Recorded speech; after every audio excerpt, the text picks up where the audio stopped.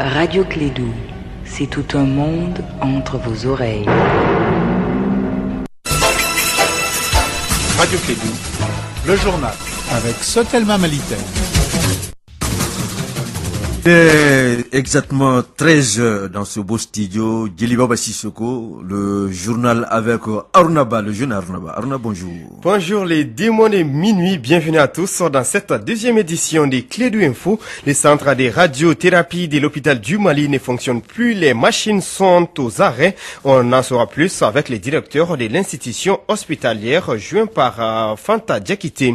L'insécurité gagne de plus en plus du terrain au Mali. Des armes ont été retrouvées près du domicile de la présidente de la Cour constitutionnelle du Mali. On en parle avec notre reporter Kassim Traoré. Des agents de la société NCA Mali mécontents tiennent un sit-in devant l'entreprise. Ils demandent l'expulsion du directeur général et de son adjoint du territoire malien pour le non-respect des lois et textes nationaux. Voici pour vous les sommaires. Bienvenue à tous.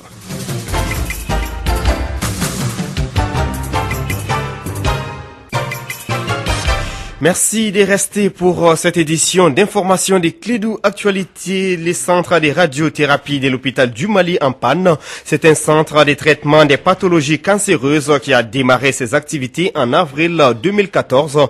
De cette date à nos jours, il a été confronté à plusieurs difficultés. Pour en savoir davantage sur les raisons de cette panne, nous vous proposons d'écouter le directeur général de l'hôpital du Mali, Dr Mamadou Adama Kane, est au micro de Fanta Diakité. La difficulté qu'il y a au niveau du centre de radiothérapie, c'est que le centre, c'est un centre très sensible et très complexe. Partout où ce centre existe, il y a normalement la compétence concernant la maintenance qui doit être là pour assurer la maintenance des équipements parce qu'à tout moment, ça peut tomber en panne. Même les petits problèmes d'électricité peuvent provoquer tout de suite des problèmes au niveau du centre de radiothérapie. Or, ce à quoi nous assistons ici, c'est qu'il y a des coupures intempestives, même ici, et là c'est un problème réel pour le centre de radiothérapie. Le centre était tombé en panne au premier semestre 2017 et on a fait près d'un mois parce que quand ça tombe en panne, les compétences n'existent pas ici, n'existent pas dans la sous-région. Il faut faire venir ces compétences soit de l'Afrique du Sud ou de l'Égypte et en passant par l'AIEA, c'est-à-dire Vienne, qui envoie ces gens pour venir réparer. C'est pas le voisin d'à côté qui sait réparer ces pannes-là. Vraiment, c'est ce qui fait que c'est un centre très sensible et très complexe, mais très utile et vraiment bénéfique pour les populations. À l'instant, le docteur Mamadou Adama Kane, le directeur général de l'hôpital du Mali, qui s'est prononcé sur la panne du centre de radiothérapie de l'hôpital du Mali. Ces propos étaient recueillis par Fanta Diakité. Des vivres et des produits sanitaires offerts à la pédiatrie de l'hôpital Gabriel Touré. La cérémonie des dons s'est déroulée au sein de l'hôpital par l'association des femmes de l'Agence nationale d'assistance médicale AFANAM. Cette action rentre dans le cadre de la solidarité en l'endroit des enfants démunis de la pédiatrie. Écoutons Koulibaly Djadji Koulibaly, elle est la présidente de l'AFANAM au micro d'Etienne Niaré.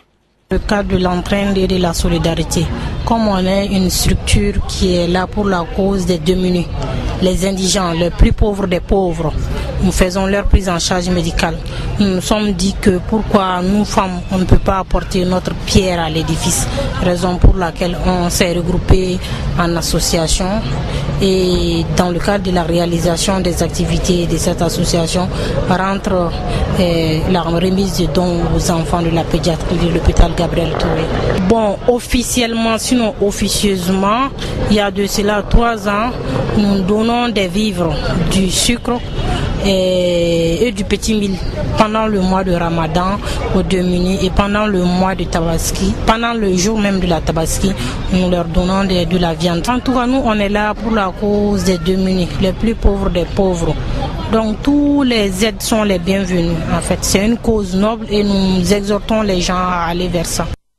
À l'instant, Koulibaly, Djadji Koulibaly, présidente de l'association des femmes de l'Agence nationale d'assistance médicale.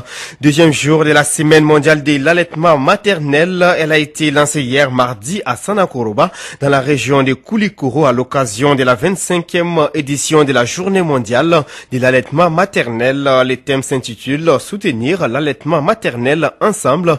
Il s'agit de soutenir les mères à pratiquer l'allaitement maternel le plus longtemps possible pour l'épanouissement des bébés. Les comptes rendus avec Fanta Diakiti.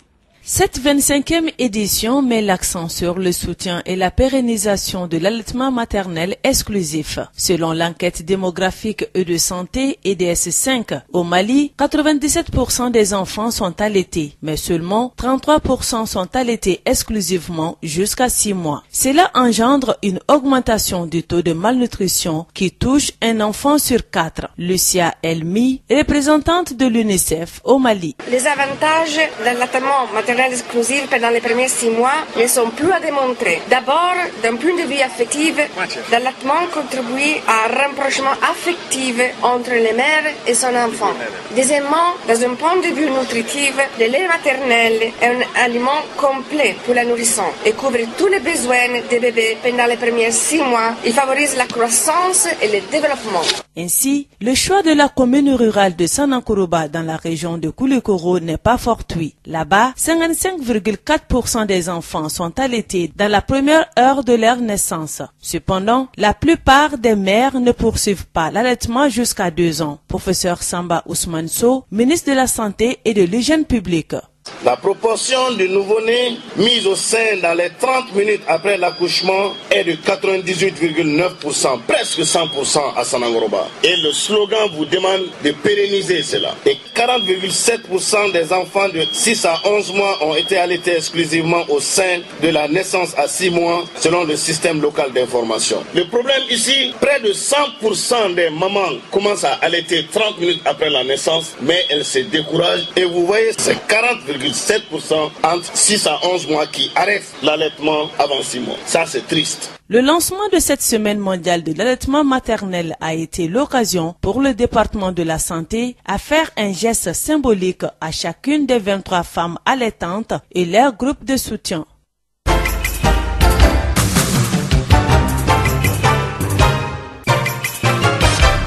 L'un des titres de ce journal, une boîte contenant des armes, a été découverte non loin du domicile de la présidente de la Cour constitutionnelle du Mali. Après les constantes attaques au nord et au centre du pays, la capitale Bamako vit aussi sa dose d'insécurité. Nous assistons à des braquages, attaques à main armée, banditisme. La boîte retrouvée contenait environ une vingtaine de cartouches de divers types d'armes, entre autres pistolets mitrailleurs, fusils, Baïkal. Kassim Traoré nous en dit plus. La découverte d'une boîte contenant environ une vingtaine de cartouches de divers types d'armes, pistolets et mitrailleurs plus fusils, aux alentours du domicile de la présidente de la Cour constitutionnelle n'est point une surprise pour Amadou Kone, agent comptable. Les attaques se répètent de jour en jour. Il est temps que l'autorité se mette au boulot, essayer de corriger les systèmes, aussi de vérifier leur méthode d'intervention au niveau de la ville de Bamako et partout au Mali. Et pendant ces 2 jours, les 3 personnes que vous venez de citer, il y en a beaucoup dont leur nom ne figure pas. Sinon, on n'en finit pas. Chaque jour, il y a des gens qui sont attaqués par là et par-ci, par-là. Malgré les dispositions prises par le ministre de la Sécurité, les Bamakois trouvent qu'il y a de l'insécurité. Les auteurs ne sont ni arrêtés, encore moins punis. Tiaka Djamoutini. L'attaque qui s'est produite devant le siège de l'Ecobank, jusqu'à présent, il n'y a pas eu de résultat. L'enquête n'a pas abouti. On a toujours ouvert des enquêtes, mais ça n'aboutit pas. Bon, il faut qu'on nous dise la vérité. Qu'est-ce qui se passe? Parce que les gens, vraiment, ne se sentent plus en sécurité. Il y a un psychose qui règne dans la capitale, vraiment, il faut qu'on arrête. Au point que certaines personnes sont en train de dire qu'ils vont s'armer. Et ça n'honore pas le Malien. L'insécurité que la Cour constitutionnelle avait qualifiée de résiduelle est aujourd'hui récurrente sur l'ensemble du territoire national. Les députés de l'opposition Amadou Araba Doumbia accusent le président Ibeka. La responsabilité est individuelle. C'est le premier responsable de ce pays, c'est le président de la République, par ricocher son gouvernement. Amadou Kone pense le contraire. Pour lui, les forces de sécurité ont toujours besoin des informations des populations pour mieux les sécuriser. Il y a la part de la population aussi, c'est-à-dire que la population soit aux côtés des forces de sécurité du Mali, en les informant à temps et des communications, à essayer de dénoncer les coupables ou je dirais les soupçonnés à leur côté pour qu'ils puissent mener les investigations. Donc je dirais que on peut accuser les deux côtés, mais le principal acteur c'est l'autorité. Il faut que l'autorité se mette au boulot. Pour sortir de cette situation, le gouvernement malien veut mettre en œuvre une nouvelle politique de sécurité qui commence par la sécurisation du centre du pays avec le retour de l'administration. Il est 13h passé de 9 minutes dans les studios Djeli Baba Sissoko sur un autre sujet sit-in devant la société d'assurance NCA Mali. Le comité syndical de l'entreprise proteste contre le licenciement de son secrétaire général à l'appel du SINABF. Tous les travailleurs des banques et établissements financiers se sont retrouvés ce matin devant la société à l'ACI 2000 pour dire non à la violation des textes par cette société. Écoutons Madoun Ba, secrétaire administratif du SINABF au micro d'André Traoré. Le lundi, nous déposons un préavis de grève. C'est des points qu'on va insérer, qu'on va revendiquer. Tant que ce n'est pas satisfait, il n'y a pas de travail. Et ces points que nous allons mettre, c'est le départ de Constant Djeket et de Madame Bosso de la République du Mali. Ils seront persona non grata au Mali. Nous ne voulons pas de patrons qui piétinent les règles de la République, où qu'ils soient. Nous aimons tous ces pays. Mais on ne va pas quand même se coucher et se faire piétiner. Ça, nous ne l'admettrons pas et nous n'allons pas l'accepter. La deuxième condition qu'on va insérer, c'est la réintégration immédiate, sans délai, du camarade Isiaka Traoré. La troisième condition, des directeurs régionaux censés de créer des emplois, censés de protéger les travailleurs qui s'amusent à autoriser leur licenciement sans cause. Nous ne souhaitons pas les voir. Nous ne souhaitons pas les voir. Nous voulons des directeurs régionaux de travail qui créent des emplois et qui respectent les travailleurs, qui respectent les lois et règlements de la République du Mali. Des directeurs régionaux de travail responsables. Voilà ce que nous souhaitons. Donc nous demanderons le départ du directeur régional de travail. Tant que ces trois conditions ne seront pas remplies, nous ne travaillerons pas. Amadoun Ba, secrétaire administratif du syndicat national des banques et établissements financiers du Mali. En bref, la grève continue pour les travailleurs de la société minière des Siama. Nous sommes aujourd'hui au 4e jour des 5 décrétés par les syndicats des travailleurs. Les réclament entre autres l'augmentation salariale, le plan social et l'accompagnement des travailleurs licenciés.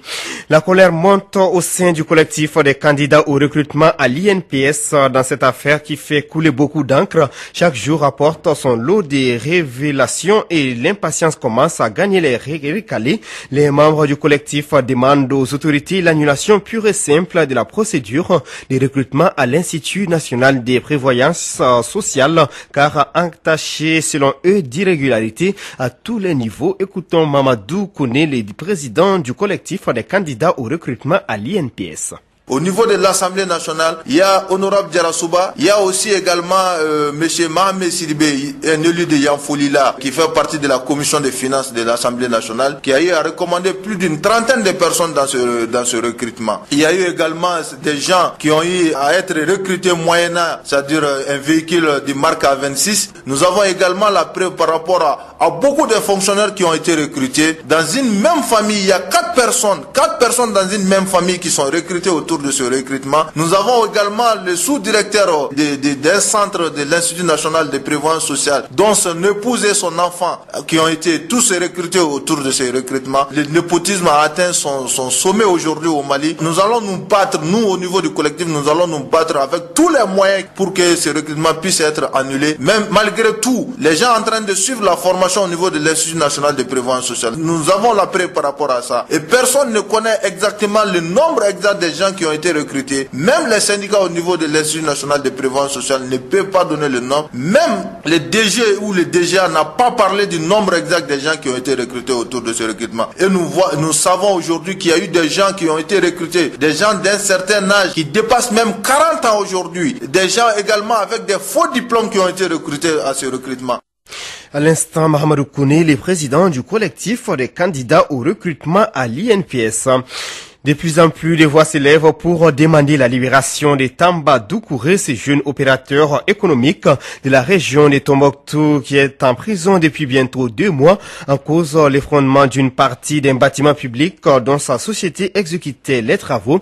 L'incident n'a pas fait de victimes. Tamba Doucouré a été interpellé puis écroué à la maison d'arrêt de Bamako le 6 juin dernier. Sa famille, ses avocats et autres amis se mobilisent désormais pour sa libération. Écoutons Baba Moulaye, un membre de la société civile de Tombouctou, un soutien de Tamba. Il est au micro de Mahamadou Kane.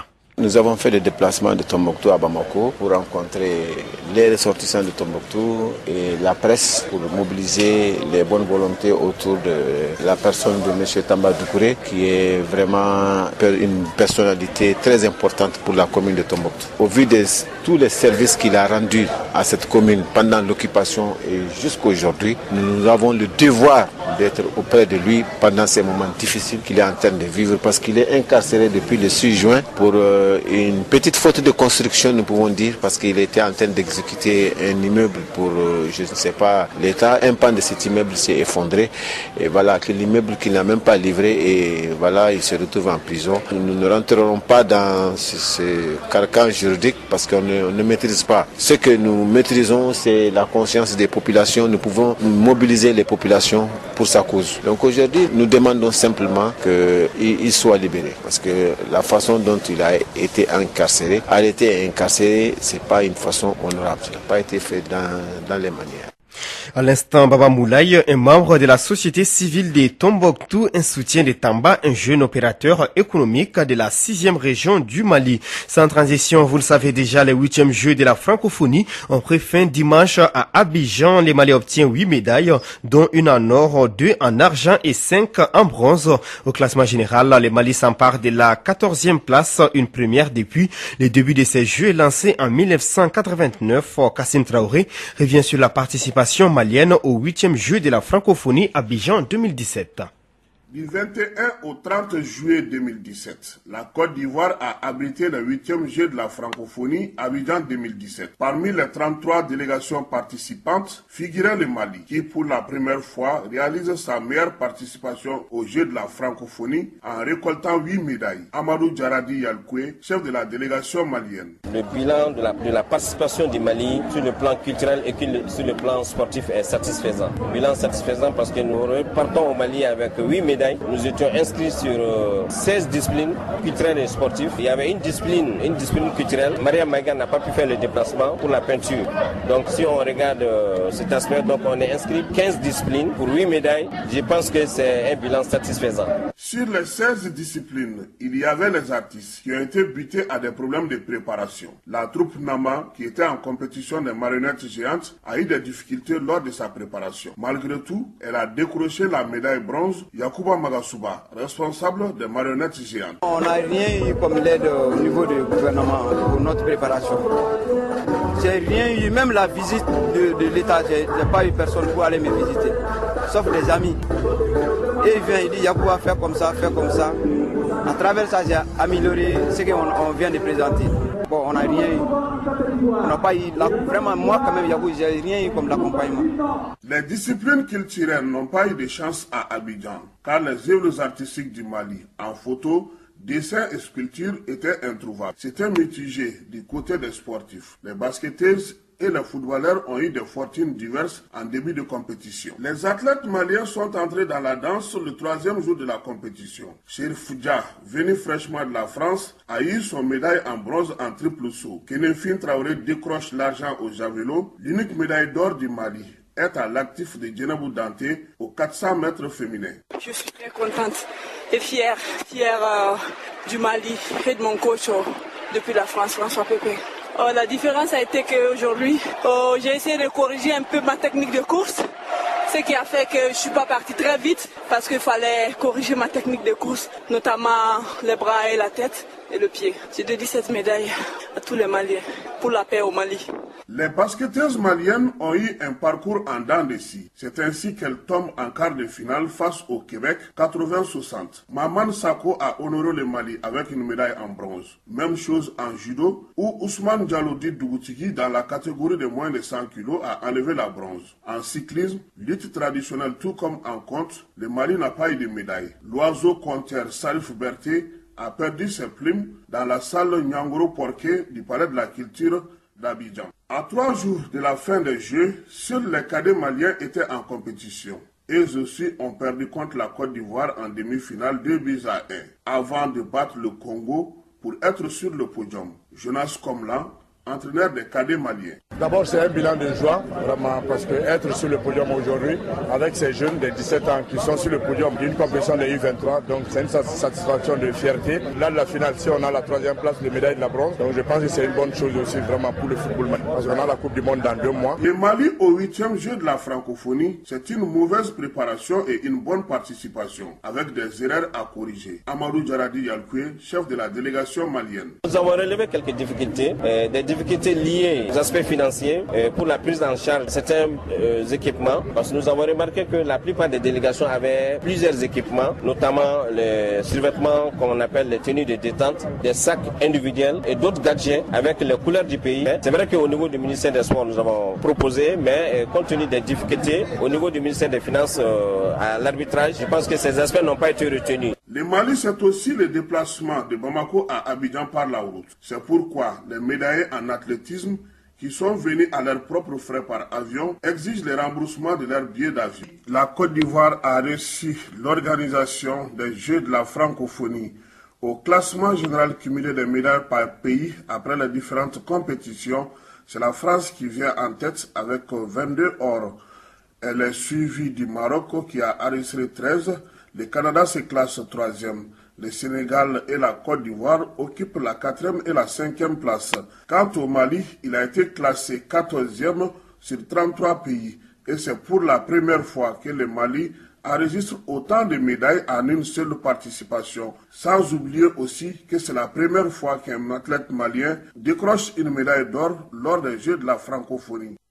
Merci Kassim Traoré pour toutes ces explications. Les cadets maliens doivent regagner d'un moment à l'autre Bamako. Leur vol était prévu à 12h30 à l'aéroport d'Abidjan. Il est 13h passé de 20 minutes. C'est tout pour cette édition, la deuxième des Clédo Actualité. Arunaba est au microphone avec la complicité technique des Fatou Fall. Retrouvez à partir de 14h Étienne Niaré pour les flashs d'information. Radio Clédo, le journal avec Sotelma Malitaine.